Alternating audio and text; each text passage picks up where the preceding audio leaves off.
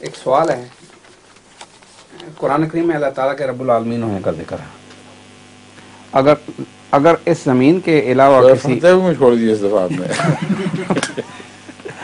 اگر اس زمین کے علاوہ کسی اور عالم کے وجود کا امکان ہے تو کیا وہاں کسی شیطان کے وجود کا بھی امکان ہے؟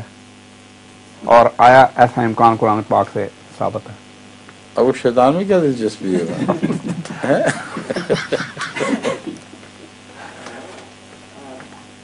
شیطان ہے کیا چیز؟ جیسے قرآن پاک میں ذکر ہے کہ شیطان بھی شیطان پر ایمان لانا ضروری ہے؟ قرآن پاک میں ذکر ہے. کہاں؟ آمنا باللہ و ملائکتہ و کتبہ و رسلہ.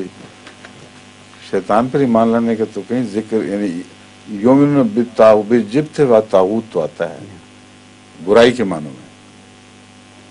تو وہ ایمان جو انسان کے لیے لازم ہے اور اس کے لیے اس کے بغیر اس کی بقا نہیں، اس میں اللہ، فرشتے، کتب، انبیاء اور یوم آخرت.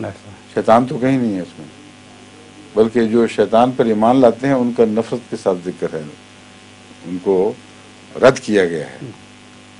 تو آپ کو کیا شوق ہے شیطان پر ایمان لانے کا؟ نہیں، کیونکہ اس کا ذکر ہے قرآن پاک میں. ذکر تو بڑی چیز ہے، ذکر تو ہر خبز کا بھی ہے، شراب کا بھی ہے، سور کا بھی ہے.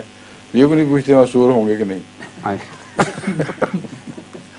شراب ملے گی کہ نہیں.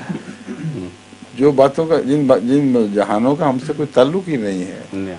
ہمیں یہ بھی نہیں پتا کہ اس کی مخلوق کس نوع کی ہوگی، ٹن کی کمپیوٹرائز مخلوق ہوگی یا اس قسم کے مادے کی ہوگی یا روحانی وجود ہی صرف ہوں گے.